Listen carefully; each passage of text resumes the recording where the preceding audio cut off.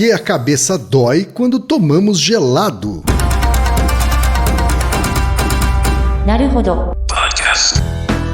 Bem-vindo ao Naruhodo, podcast para quem tem fome de aprender. Eu sou Ken Fujioka. Eu sou Altair de Souza. E hoje é dia de quê? Fúteis e úteis. Vamos para os recados da paróquia, Altair. Bora.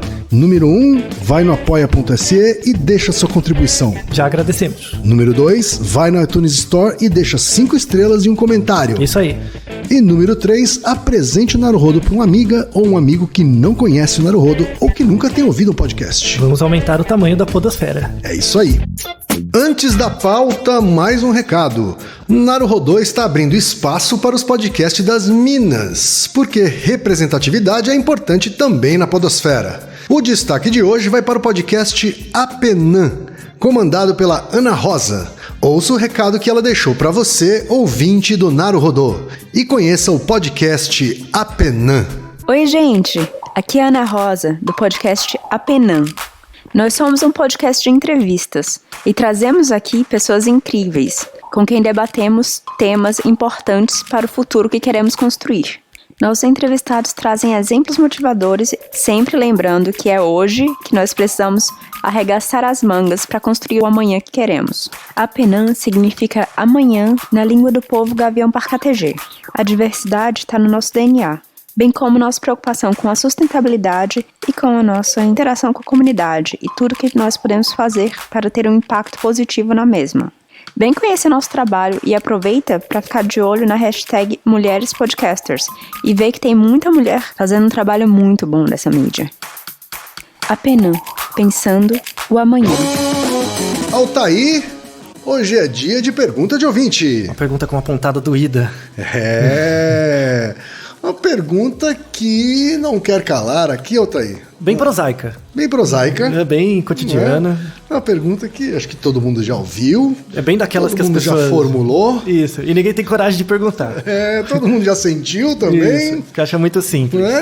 Pergunta veio do Gustavo Oliveira, que tem 20 anos, é estudante de economia de Santo André, São Paulo. Aê, muito bem. Ele mandou o seguinte: e aí, quem é Altair? Em um dia escaldante na cidade de São Paulo, resolvi tomar um sorvete dos Arcos Dourados, que fica perto da minha faculdade. Arcos Dourados, todo mundo sabe de quem a gente está falando, de que marca a gente está falando, né? Como eles não estão pagando, patrocinando hashtag paga nós. Como eles não estão patrocinando, a gente ainda não vai falar qual é a marca. Com a minha fome e vontade de se refrescar, comi aquilo em um instante e logo bateu arrependimento. Uma grande dor de cabeça veio em um segundo e já foi embora no outro. Tive a sensação de que meu cérebro inteiro se contraiu de frio e logo se recompôs. Minha pergunta é: por que essa dor de cabeça aconteceu? Está relacionada à velocidade com que eu tomei o sorvete? A temperatura ambiente e de outras coisas causam dor de cabeça também? Continuem com um ótimo trabalho e um abraço. Obrigado. E aí, Altair? Todo mundo já tomou aquele sorvete ou um milkshake, né? Ou água mesmo. Ou água, ou até aquele chopp gelado de uma vez, né? E deu aquela dor de cabeça. Você já sofreu muito com isso? Eu já tomei de propósito, Altair. De propósito? Pra sentir aquela dor de cabeça. Nossa, como assim? Era uma espécie de competição de adolescente. Como era? Uma competição de adolescente, que era tomar um milkshake de uma vez. Nossa. Até sentir essa dor de cabeça meio que na altura das têmporas. Sim, na altura da pálpebra, assim, né? Da sobrancelha. Sentir essa dor de cabeça, era essa a brincadeira meio demente. É uma brincadeira demente, né? Então, já fiz isso sim. E aí você ficava tomando milkshake rápido pra poder ter isso. Tinha que tomar num gole só. Um montão. Um milkshake inteiro num gole só pra nossa. sentir essa dor de cabeça. E qual que era a graça? Como que você sabia que o outro estava sentindo a dor? Nessa idade, né, Altair? Nessa tenra idade da adolescência, quantos anos você tinha? Besteira tinha graça, né? Quantos anos você tinha? 13, 14 anos. Né? Tá. É a idade demente mesmo. Né? É aquela idade que você não pode confiar em ninguém no Twitter, né? Aquela idade, né? Ou no Facebook. Na minha época não tinha nem Twitter, nem Sorte Facebook. Sua, né? Sorte sua. Então a gente se distraía com essas coisas. Adolescente é fogo. Bom, todo mundo passa por isso. Mas é uma coisa... a gente escolheu essa pergunta porque é uma pergunta de fato muito prosaica.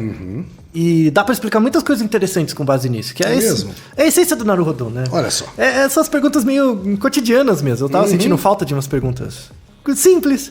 A gente tava com umas questões aí ultimamente, né? Existenciais. Mais cabeça, sabe? Que também são legais. Sim, muito. Atrai muita gente, é interessante, mas tem que voltar pro dia a dia. A gente assim. alterna, né? Com claro. perguntas mais prosaicas. Claro, porque elas são importantes e refletem coisas complexas, que as pessoas não reparam. O nosso ouvinte, a descrição dele foi muito bem descrita, assim, muito próxima. Acurada. De como é o fenômeno, né? Então, ele percebeu que ele estava tomando sorvete muito rápido, né? E então essa dor apareceu. E ela, do mesmo jeito que ela apareceu, uma dor muito aguda, doída e vai embora. Sim. Tá? Então, essa dor é descrita na fisiologia, na neurofisiologia, né? Como dor de cabeça estimulada por frio, é um nome mais óbvio, né? Ou dor de cabeça do trigêmeo, que é diferente da dor crônica, da nevralgia do trigêmeo, né? Uma dor de cabeça do trigêmeo. Mas eu gosto de um nome mais próprio, sim, científico, certo. Que é a nevralgia gânglio espleno palatino. Uau! É um nome bom, né? Impressiona mais do que o trigêmeo. Parece que aquela doença vai te matar em 1 segundo, né? Você tá tendo isso, uma nevralgia gânglio espleno palatino. Pronto, morri, né? E o trigêmeo vem daí, Altair? É isso? O trigêmeo é um nervo envolvido nessa relação. Tá certo. Né? Mas aí, o mecanismo básico, que aí depois a gente linka com outras coisas que são bem interessantes, o mecanismo básico é assim, quando você toma o gelado, uma coisa importante é, como você bem descreveu na sua história, né? Às vezes você consegue tomar um milkshake inteiro e não ter a dor. Verdade. Né? Então, uma das coisas que faz você aumentar a probabilidade de ter essa nevralgia, a dor de cabeça, é você tomar rápido. Mas não é a rapidez. Não é a velocidade. É porque quando você toma rápido, você tem que tomar com muito volume. Certo. Então, você vai tomar um milkshake inteiro, é muito volume a cada vez. Aí o que acontece? O gelado encosta, por causa do volume, no céu da sua boca. Então, é o céu da boca. O gelado pega no céu da boca, esse é o problema. Certo. Então, por exemplo, se você tem que tocar no céu da boca. Tem que tocar no céu da boca. Esse é o segredo. Então, para começar a responder a pergunta, uma coisa é separar essa nevralgia gânglio espleno palatino, que é essa dor rápida, de um outro tipo de dor rápida e bem pontiaguda, assim, aguda, que é a sensibilidade do dente. Certo. Que às vezes você toma um copo de água gelada e dói o dente, né? Dá um mesmo padrão de dor, que é uma dor rápida e passa rápido. Verdade. Né? E é diferente, são mecanismos diferentes, não tem nada a ver uma com a outra. Então, eu vou começar explicando uma mais simples, que é a dor do dente. Certo. Tá? Então, geralmente você sente essa dor do dente, né? Uma dor de dente por sensibilidade, ela não afeta nenhum outro nervo trigêmeo e tal. Ela é ligada pelos nervos da arcada dentária, né? Geralmente, a parte branca do dente de fora, né? Ela é chamada esmalte, Sim. que é a substância mais dura do corpo. Por uma série de razões, como trauma, às vezes você bateu, o dente trincou, às vezes você escova muito forte, às vezes você tem bruxismo, a gente fez um episódio sobre bruxismo, né, que é quando você arranja o dente, bate. Às vezes você tem uma coisa que é chamada gengiva curta. A gengiva curta, ela pode ser dada por periodontite, que é a inflamação da gengiva, então a gengiva contrai. Ela pode ser dada por escovação muito forte também, né? Aí essa ideia da gengiva curta, a gengiva encolhe, aí o dente fica mais exposto. E o esmalte do dente é a parte externa, que é essa parte branca. Quando a gengiva não está bem aderida com o dente, ela sobra e aí fica um espaço. Às vezes você consegue olhar no seu dente quando você está com a gengiva curta. Parece que o esmalte acaba e fica uma partezinha do dente que é um pouquinho menos branca, né? E isso já não é mais o esmalte, né, do dente, é a chamada dentina, é uma exposição já da dentina, que é a parte interior. Certo. No esmalte do dente, você não tem gânglios nervosos, né? Você não tem estruturas nervosas. Mas na dentina você tem. Certo. E aí o que acontece? Quando o gelado entra em contato, os principais receptores da dentina, a dentina, por exemplo, não tem receptor de calor, quente ou frio, mas tem receptor de dor. Tá. Né? Então, quando passa uma substância fria, ativa o receptor de dor. E não de frio. Por exemplo, quando você está na rua e você sente um ar frio na sua pele, você tem receptores de temperatura, além dos receptores de dor. Então, só que como o vento, a rigor, não machuca a sua pele, você só, o que a sua pele registra pelos receptores é a temperatura. Né? No dente, não faz muito sentido ter um receptor de temperatura, né? Mas faz sentido ter o de dor. Certo. Então, qualquer variação de temperatura, às vezes para muito quente ou muito frio, dói o dente, né? Então, às vezes você está com uma cárie ou você está com um dente trincado e aí você tem essa sensibilidade, tá? As células, né? Que a gente chama de raiz do dente, né? Você tem a raiz do dente e tem os nervos. Tem células que são chamadas de odontoblasto, né? E essas células, elas têm especificamente só receptores de dor, né? Elas não têm receptores de outros tipos, o que faz todo sentido evolutivo, né? Dado o aviso, né? Então, quando você sente dor por sensibilidade no dente, é um sinal de que você precisa tratar do dente, né? Então, as pessoas não dão bola, mas às vezes você ter uma cárie ou um dente trincado por muito tempo pode te expor a infecções muito graves, né? Tem alguns casos de infecções que atingem o cérebro e se tornam muito graves por conta de uma trincada de dente ou uma cárie simples mesmo, né? Ou às vezes o próprio tratamento. Então, às vezes você tem uma cárie e precisa fazer um tratamento de canal, né? Em que o dentista, no caso, ele meio que retira o conteúdo, né, das raízes do dente e às vezes substitui por uma prótese ou coloca alguma substância ali para manter a integridade física do dente, mas sem os nervos, né? E é muito dolorido isso, enfim. Mas algumas vezes isso pode gerar uma infecção, se o buraco não for bem limpo, pode gerar uma infecção que pode atingir o cérebro e ser extremamente grave, né? Então, uma coisa importante é você manter o cuidado dos dentes, assim, e prestar atenção neles. As pessoas são muito displicentes por conta disso. Mas essa dor relacionada com a sensibilidade não é a mesma da dor do gelado ou da dor de cabeça. Tanto é que a dor da sensibilidade é local, é no dente, né? Às vezes irradia um pouco pro queixo e tal, que é diferente dessa dor do céu da boca, tá? Então, fechando esse parênteses, você só vai ter essa dor de gelado quando a substância gelada tocar o céu da sua boca. Se ela não tocar o céu da sua boca, é a dor da sensibilidade do dente. Certo. Então, às vezes o pior de tudo é você ter os dois. Você toma muita água de uma vez. Aí toca o céu da boca, você tem aquela dor bem na testa, assim, no alto da cabeça, e a dor da sensibilidade. É horrível. Ela passa rápido, mas é horrível. É extremamente aversivo para crianças.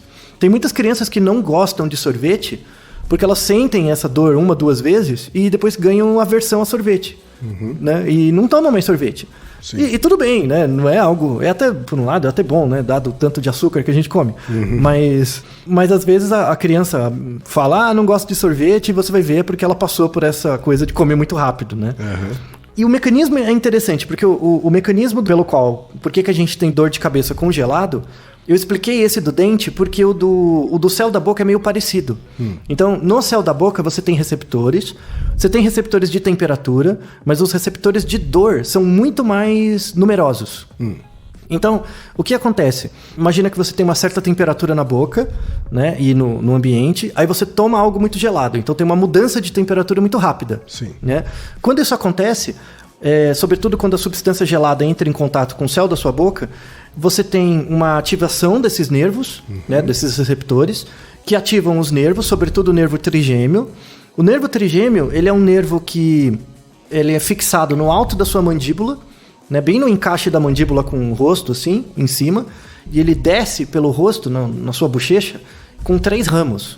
Né? Tem um ramo que vai por perto do dente, tem um ramo que fica na altura, assim, para quem é homem, no bigode, e tem um ramo que fica do lado do olho. Tá? É como se fosse uma mão, assim, né? Com 3 partes. E aí os receptores do céu da boca são ligados com esse nervo do meio, né? Que é o tipo nervo do bigode, assim. E aí é interessante, porque como o sinal é de mudança de temperatura, esse nervo ele recebe um sinal para contrair. Tá? O sinal que ele recebe, contrai. Né? Não é ainda um sinal de dor, é um sinal, mudou de temperatura muito rápido, contrai. Aí esses nervos, eles têm comunicação com os vasos sanguíneos e contrai, né? Aí o que acontece? Você muito tem rápido. Muito isso, rápido, né? muito rápido. Você tem uma contração dos vasos sanguíneos e envia um sinal para o cérebro, né? E o cérebro reconhece isso como sendo dor e ele envia um sinal de volta. Então, só que é engraçado, porque como é muito rápido, o sinal entra pelo nervo trigêmeo, vai para o cérebro e volta. E aí tem um fenômeno que é chamado de dor refletida. A dor refletida é assim: se o receptor de dor está no céu da boca, você devia sentir a dor no céu da boca, não é? Sim. Por que você sente a dor na testa? por exemplo. Né? Isso é uma reflexão da dor. Então, Certo. o sinal vem tão rápido que ele vai no cérebro e na hora de voltar, ele volta em outro lugar.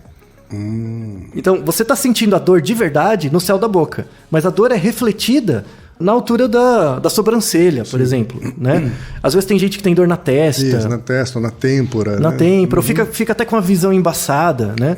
Isso é um sinal claro de dor refletida. Porque os receptores É como você tem uma dor no ciático, mas sente na coluna, sei lá, enfim. Isso, uma então. reflexão. Exato. E isso acontece, o cérebro tem tipos de células receptoras de dor quando a dor é constante e quando a dor é rápida. Né? Só que os receptores da ida e da volta não são os mesmos. Então a dor rápida da volta acaba indo por outro caminho e irradia para sua cabeça. Certo. Então nunca alguém que tem dor de cabeça com gelado vai ter dor no céu da boca. Né? Tem, na verdade, em geral, a dor na têmpora, né? Ou na sobrancelha. Isso também, essa ideia da dor refletida, ela acontece em casos de ataque cardíaco. Então, pessoas estão tendo angina, que o coração está em ataque cardíaco, a dor é no coração, né? Então a pessoa devia sentir dor no peito. Sim. Mas tem muita gente que está começando a ter ataque cardíaco, ela sente dor na nuca, nos ombros ou nas costas. E ela acha que não é o coração. E ela vai vendo que está tendo um ataque cardíaco. Né? Exatamente, porque o coração envia o sinal, né, que está tendo algum problema, ele volta de forma rápida, só que volta difusa. E aí acaba outras áreas, você sentindo dor em outras áreas e não prestando atenção no foco principal da dor. Né? E esse é um mecanismo super interessante, falar sobre a dor, assim, né? Porque a dor é uma construção. O mecanismo de dor ele é muito parecido com o mecanismo de visão de cor. Então, por exemplo, quando você vê cores, pensa o seguinte, você está vendo uma maçã. E aí as informações estão no ambiente, a maçã existe no ambiente, só que quando ela entra em contato com a sua retina, com o seu olho, ainda você tem o registro da imagem. Né? Então a maçã é vista pelo olho, tem os receptores lá do olho na base da retina, só que a partir do momento que a informação da maçã entra no olho, ela é uma imagem. Quando ela entra em contato com o nervo óptico, ela deixa de ser uma imagem, ela vira um pulso elétrico.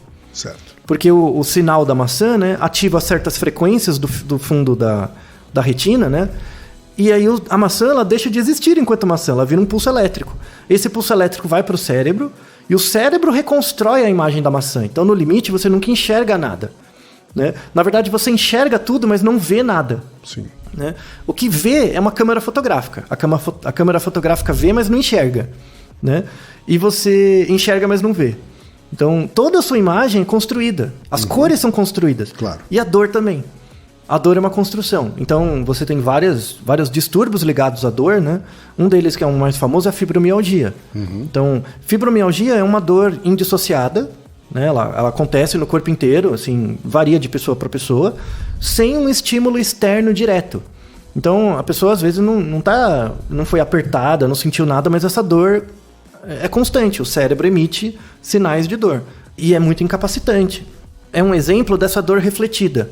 Então, o cérebro produz estímulos de dor, esses estímulos de dor acometem o corpo todo, né? Ou seja, o cérebro internamente está construindo a dor. Ele constrói essa percepção constante de dor, sem um estímulo externo.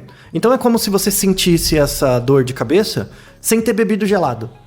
O cérebro tem potencial para gerar isso, né? Do mesmo jeito que a gente vê cores e nomeia as cores e tal, a dor é uma mediação entre o ambiente e a construção mental, né?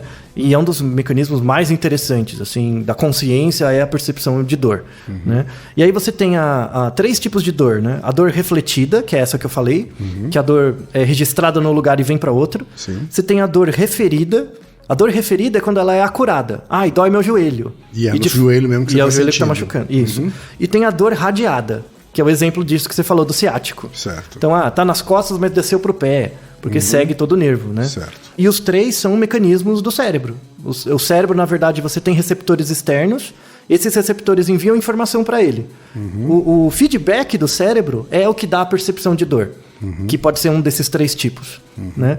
E aí, voltando na questão do gelado, né? Você já viu por exemplo, quando você... Imagina que você está num dia muito frio, né? Não sei se com você já aconteceu, mas com você não vê com você mesmo, né? Mas às vezes você sai com alguém na rua, num dia muito frio, e a pessoa parece que ela está ruborizada.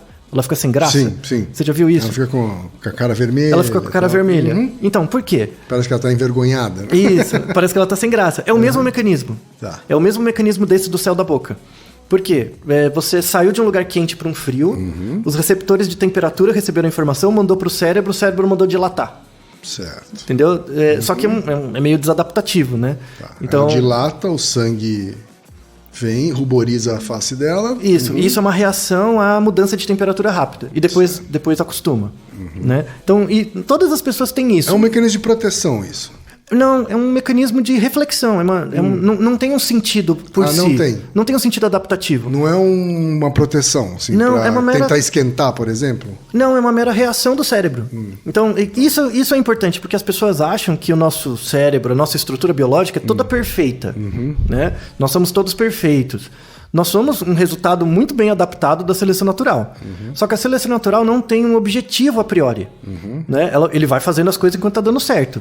Então você tem mecanismos que são muito bem adaptativos, mas tem coprodutos, comecanismos que não tem adaptação nenhuma, mas como não atrapalha, continua acontecendo. Entendi. Então essa reação que você tem, por exemplo, o cérebro mudar a quantidade de sangue no seu rosto pela mudança de temperatura, não tem nenhuma vantagem a rigor, mas acontece. E também não vai prejudicar. E não Portanto, prejudica. Continua acontecendo. Isso. E é uma ótima forma de estudar fisiologia. Então, que tem certas situações em que o cérebro envia o sinal adequadamente e certas situações que não. Certo. Né? E por isso essa pergunta é interessante, né? Porque é uma coisa muito prosaica, mas o que me chama mais atenção nela é por que o receptor de dor está no céu da boca e você sente dor na cabeça? Se você pensar num passado evolutivo, o homem da caverna, algo assim, você não tomava gelado. Sim. As pessoas não comiam gelo, sabe? É muito recente na história da humanidade você ter acesso a coisas geladas, né? Tá, você pode tomar água gelada, mas se você pensar uma pessoa, pensa 20, 30 mil anos atrás, que não tinha copo, não tinha esses utensílios, né? Esses utensílios, copo, facas, são muito recentes. Então, quando as pessoas tomavam água com a mão, ou colocava a cara mesmo, né? Então, quando ela toma água com a mão, a temperatura já é mais quente. Então a água não é tão gelada. Ela já tem contato com a sua mão, já esquenta, né? E já não é tão gelado quanto o milkshake. Quando ela põe a cabeça para tomar água, o próprio rosto está em contato. Então o cérebro meio que atenua. Né? A água não é tão gelada. Né? Quando você toma um milkshake, isso é uma coisa moderna, sabe? É uma coisa... Claro, que foi artificialmente congelada, né? Isso, e o cérebro não tem pressão seletiva nenhuma para agir em função disso. Então ele reage de uma forma desadaptada. Verdade. E isso explica, do ponto de vista comportamental, você como adolescente, achar isso interessante. Sim. Então, é um próprio interesse do corpo, como o meu corpo funciona pitoresco, né? Isso. É uma reflexão sobre o próprio corpo, né? Por isso que é coisa meio retardada de adolescente, mas no fundo ele tá conhecendo o próprio corpo. E aí, pra fechar, eu tenho 2 perguntas pra você, Ken, como curiosidade. Manda! Então, tudo bem, a gente tem isso, né? Então, e é uma dor muito ruim, assim, né? Apesar de ser curioso e tal, é uma dor muito ruim. Como que você faz pra diminuir essa dor? Como eu faço pra imagina que você tomou algo muito gelado e ficou... Não, imagina que não é a sensibilidade do dente. Sensibilidade do dente, se você tem que ir no dentista, ver lá e tal. Mas supondo que é essa do céu da boca, tá? Imagina que você tem e você teve sem querer, você não tá procurando. Você tomou algo muito gelado, de repente ficou com essa dor e quer acabar com ela mais rápido. Como que você tem Depois que eu já coloquei na boca? Você tomou um sorvete rápido, sei lá, estava com muita fome e comeu o sorvete. Aí você não esperava que ia ter a dor e teve. Aí você ficou, com aquela dor. Tem algum truque para você passar ela mais rápido? Puta, eu não faço ideia. Você nunca tentou? Porque você fica sofrendo um tempo, né? Não. Essa dor... curtindo aquela dor. Você curte? Você gosta da dor? É uma coisa meio masoquista sua? Bom, a maior parte das pessoas... Eu já tive, eu não gosto, né? Essa dor, ela dura entre 10 segundos e 1 minuto. Né? Nossa, 1 minuto? Não, pra mim sempre foi mais curta que isso. E aí tem uma informação importante, né? Pessoas que têm essa dor mais longa, ou seja, o cérebro demora para habituar, são pessoas que têm uma maior prevalência de ter enxaqueca. Certo. Né? Então, pra mim é uma questão realmente de segundos. É bem rapidinho. Bem rápido. Menos de 10 segundos. Tem gente que tem rápido, né? Então uma dica, por exemplo, que você não consegue evitar, um pouquinho você sente. Certo. Uma dica para você tentar evitar é colocar a língua no céu da boca. Porque a língua esquenta, né? Sim. Esquentar, de fato. Assim. É mudar... De alguma forma esquentar. Isso, assim. Mudar o feedback de temperatura. Então, encostar a língua no céu da boca e bater ela. Certo. Fica tipo batendo a língua no céu da E boca. aí imediatamente você esquenta. Você reduz bastante a reação, isso é uma. A outra é tomar alguma coisa mais quente. Uma morna, uma água morna. Isso, não muito, assim. que você pode dar um choque térmico no dente, né? Às vezes o dente não trinca. quente também, né? não- Mas alguma coisa morna. Isso, sei não lá, seja burro ambiente também, né? natural, né? Isso, um chazinho, sei lá. Temperatura de ambiente Né? natural. E tem um outro mecanismo, que é uma manobra, que é chamado manobra de Valsalva. Já ouviu falar dessa manobra? ouvi falar. Você já deve ter usado. Que é aquela manobra que você pega o nariz e aperta, Sim. sabe? sim, Pra sim. liberar o ouvido quando Sim, você sim, nada. sim. Você pode fazer essa manobra também. Porque Pode estampar a orelha. Aquela Isso, que você só que- tenta destampar o ouvido.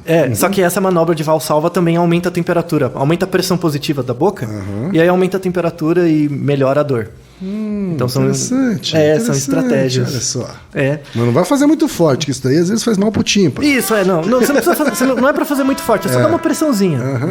Já melhora bastante essa dor. E não tomar tão rápido, né? claro. E aí, uma última pergunta pra você.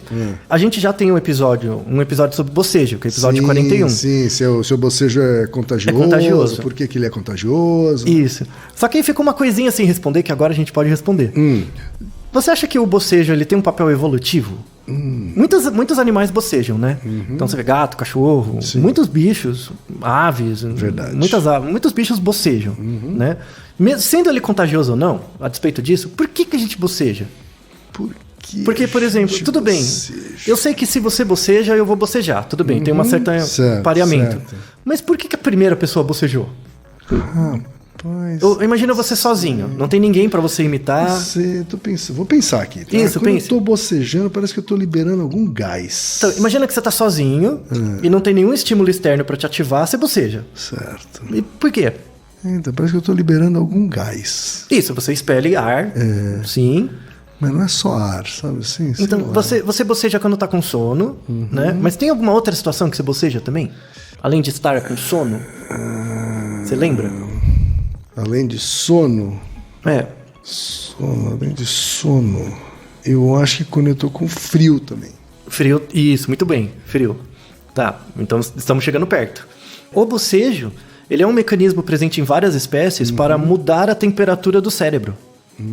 A grande hipótese evolutiva é que assim, quando você... Imagina que você está num dia... Você está com sono. Então você está com a boca fechada, a sua temperatura está mais ou menos constante. Certo. Ela está constante, mas tendendo a ser mais alta do que a média, porque você está coberto, está com alguma coisa. Quando você acorda de manhã e boceja, tem uma coisa de expansão, né, de esticar e tudo mais, mas também o bocejo, como você joga o ar para fora, você diminui a temperatura do cérebro. Dá um ar-condicionado para o seu cérebro bocejar, né? E isso tem a ver com frio. Então, às vezes, no frio, imagina que está muito frio lá fora e o ar dentro de você está quente. Então, quando está uma temperatura normal e você joga o ar para fora, o cérebro esfria, porque a sua temperatura de dentro é mais quente do que fora. Ou seja, você está buscando um equilíbrio térmico. Um equilíbrio térmico. Então, o cérebro mesmo, quando ele está uma temperatura um pouquinho acima, ele tem uma certa reação nervosa para estimular o bocejo. Certo. Porque dá uma esfriada, né? Quando está muito Então frio... faz sentido aquela sensação que as pessoas têm de que no frio elas sentem mais sono. Tem um pouco. Porque diminui a própria atividade, né? E a pessoa tem um gasto calórico maior para se manter quente, né? E aí ela boceja. Sim. Então o bocejo tem esse papel de troca Às de vezes ela nem tá temperatura. com tanto sono assim, mas ela acaba bocejando e acaba achando que tá com mais sono. Assim. Isso, então, e aí ela tem vontade de dormir. Certo. Então a gente aprende. O bocejo não é ligado direto ao sono. Ele Mas tem essa troca de temperatura Isso, aí. o bocejo é ligado à troca de temperatura, do ponto de vista da causa material. Mas do ponto de vista da causa eficiente, como ele é muito pareado com o comportamento de sono, a gente associou esse bocejar com sono. Certo. E o melhor treino para isso é ver crianças bem pequenininhas. Crianças bem pequenininhas bocejam muito, porque elas são muito cabeçudas.